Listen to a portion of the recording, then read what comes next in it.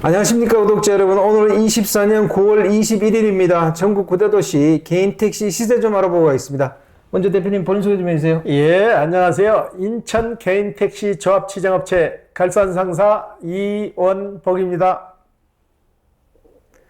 네, 대표님. 예, 추석 지나고 나서 9대도시 개인택시 시세 변화가 좀 있나요? 예, 명절이 끝난 지 아직 며칠 되지 않았기 때문에 시세는 큰 틀의 변함없이 전주 가격을 그대로 유지하고 있거든요. 네네네.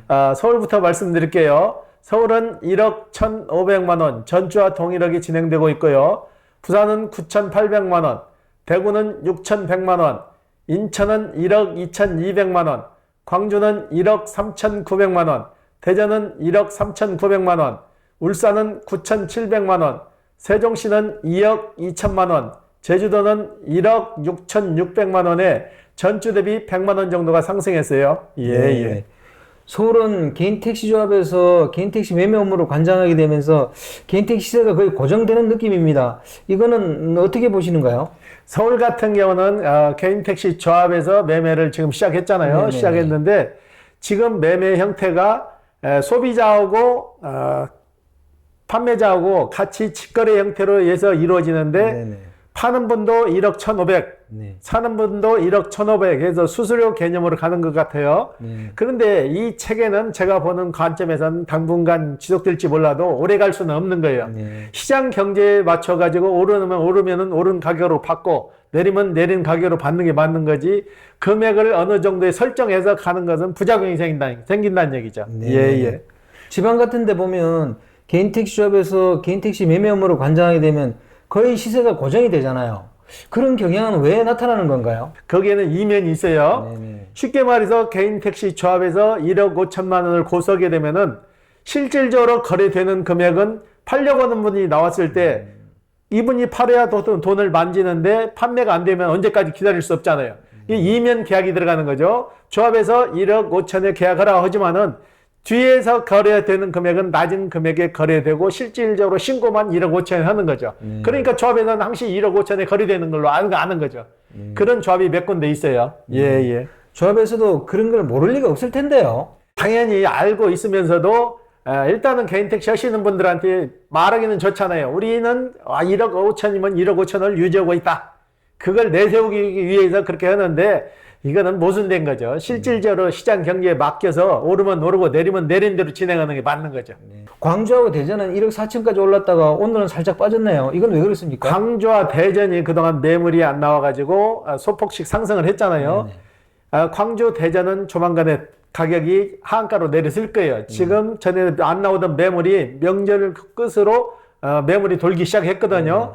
그래서 매물이 나오기 시작하면은 1억 3,900씩 거래되는 금액이 자연스럽게 좀 빠질 거예요. 네네. 예, 예. 그렇더라도 대전 같은 경우에는 정말로 급상승한 곳이잖아요.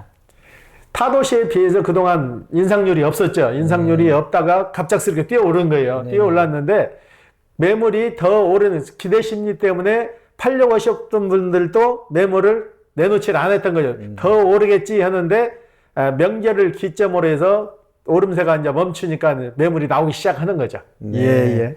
제주는 또 살짝 올랐습니다. 뭐 이유가 있나요? 제주도가 유일하게 그 지역 경제하고 밀접한 관계를 가진 데가 제주도는 관광도시잖아요. 네네. 관광객이 증가하는 추세 정도 되면은 제주도는 항시 올라요. 가격이. 네. 가격이 올라가지고 관광철이 끝나면 소폭 떨어지고. 네. 예, 예. 제주도만이 가지고 있는 특색이에요, 여기가. 네. 예, 예. 그럼 대표님 다음 주 전망을 어떻게 보세요? 다음 주도 지금 명절이 끝난 지 며칠이 안 됐기 때문에 이 틀에서 크게 벗어나지 않을 것 같아요. 네. 광주나 대전만 소폭 하락할 것 같아요. 예, 네. 예. 혹시 이번 주 거래건 중에 기억에 남는 건이 있습니까? 이번 주 거래건 중에서 기억에 남는 거는 74살 드신 어르신이 찾아왔어요. 저 사무실로 찾아왔고 명절도 됐으니까 개인 택시를 하려고 왔습니다. 그러더라고. 근데 굉장히 말도 어눌하고 제가 보기에는 개인 택시에서는 안 될 것 같더라고요. 제가 극단적으로 평가를 해서는 안 되지만은 그래서 어르신 자격 조건은 다 갖추셨어요. 그러니까 5년 무사고 됐으면 됐지 뭐가 필요해요 그러더라고. 이분은 사전 지식 없이 무조건 5년만 되면 되는 줄 알고 지금도 그런 분이 종종 오시는데 개인 택시 자격 조건은 그 지역마다 다 틀리는데 거주 요건이 있어요. 거주 요건이 있는 데가 있고 없는 데가 있고 그걸 먼저 챙기셔야 돼요. 오셔가지고 이분은 택시 자격증도 없어요. 네. 택시 자격증도 없고 5년 무사고 개념도 없고 교육 받아야 된다는 그 개념도 없고 그냥 오셔가지고 돈만 있으면 사는 줄 알고 오셨는데 제가 그 과정을 다 설명을 했어요.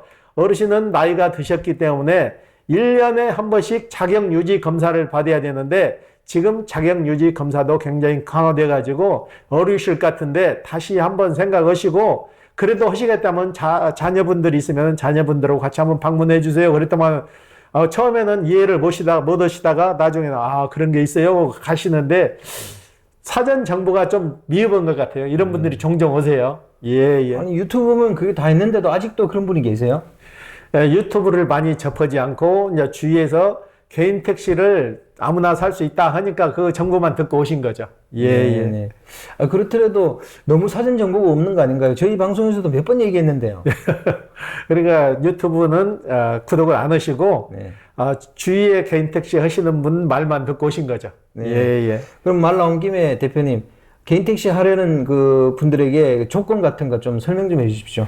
개인 택시 하는 데는 몇 가지 조건이 따르거든요. 일단은 경력자인지 그렇지 않으면은 자가용 경력인지 영업용 경력인지를 따져야 돼요. 일단 영업용 경력 같은 경우에는 버스, 택시, 관광버스, 관공서 이분들은 그 경력 가지고 인정을 받아서 택시를 바로 갈아탈 수 있는데 자가용 경력인 사람들은 조건이 좀 따라요. 그 지역의 거주 요건, 그 다음에 그 지역의 택시 자격증, 그 다음에 5년 무사고, 그 다음에 상주나 경상도 상주나 경기도 화성에서 4박 5일 택시 체험 교육을 이수원 분에 한해서 개인 택시를 살 수 있는 자격을 주는 거예요.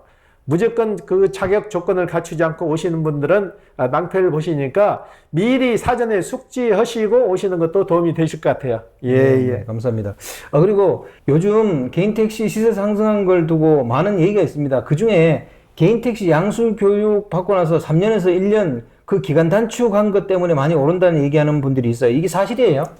그것도 좀 영향은 끼치는데 3년에서 1년으로 단축됐다고 해가지고 금액이 폭등하고 이러는 건 아니에요. 어차피 살려고 하시는 분들은 정해져 있는 거예요. 이분들이 교육 접수를 그동안 못 해가지고 지체됐던 분들도 3번, 4번 해서 접수돼가지고 와가지고 개인 택시를 계약하는데 지금 1년으로 단축됐다고 해가지고 급해진 거지 가격의 상승 요인은 아니에요. 또 대구 법인 택시 업계에서 대구 개인 택시 부재 도입을 갖다 국토부에 건의할 예정이라는 그 언론 기사가 났더라고요. 여기는 왜 이렇게 개인 택시 부재 도입을 하려고 그래요? 일단은 수입에 좀 직결되죠.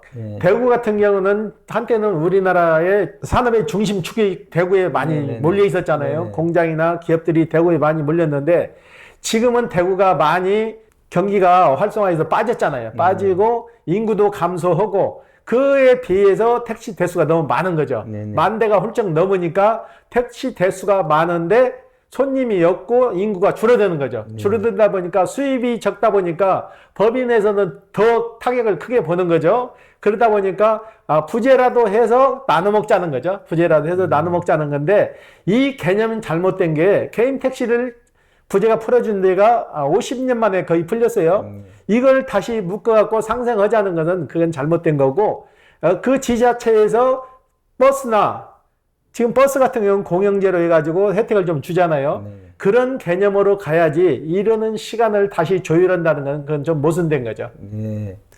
대구 개인 택시가 거의 10,000대라면 인천 개인 택시보다도 숫자가 많네요. 많죠. 대구 같은 경우는 인천보다 인구수도 적은데 택시 대수는 더 많잖아요. 그리고 인천 같은 경우에는 연에 4만 명씩 인구 유입이 되고 있다고. 근데 대구는 지금 줄어들고 있잖아요. 그 추세니까 당연히 경기도 안 좋고 수입도 떨어질 수밖에 없는 거죠. 아니 얼마 전에 대구가 그 제도에 건의했다가 보류 결정을 받았는데 또 건의문을 갖다 제출할 예정이라는 거는 좀 너무 심한 거 아니에요?